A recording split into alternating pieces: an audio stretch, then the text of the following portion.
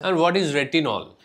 Retinol হচ্ছে vitamin A, এটা রেটিনয়িক acid থেকে পাওয়া যায়, যেটা একটা অ্যান্টি এজিং প্রপার্টিজ এবং স্কিন ব্যারিয়ার মানে রিপেয়ার করতে খুব হেল্প করে।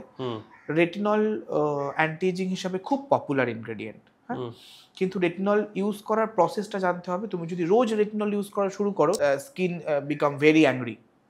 সো রেটিনল রোজ ইউজ করা যাবে না। রেটিনল কিভাবে ব্যবহার করে? রেটিনলের ইউজ এমনভাবে শুরু করতে হবে, প্রথমে 0.5% দিয়ে শুরু করতে হবে, যেটা উইকলি 2 দিন, তারপরে উইকলি 3 দিন, তারপরে উইকলি 4 দিন।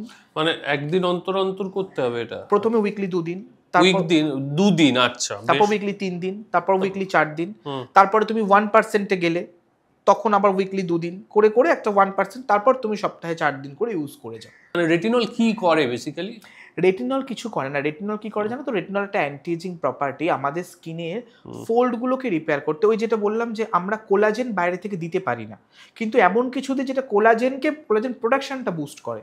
সো রেটিনল খুব ভালো কোলাজেন বুস্টার। আমার যদি 5 আউন্স কোলাজেন তৈরি হয় ডেইলি, একজন 60 বয়স যার, তার 2 আউন্স তৈরি হবে। সো সে যদি রেটিনল ইউজ করে তার হয়তো সেটা বাড়বে। আচ্ছা, এটা তো ভালো জিনিস।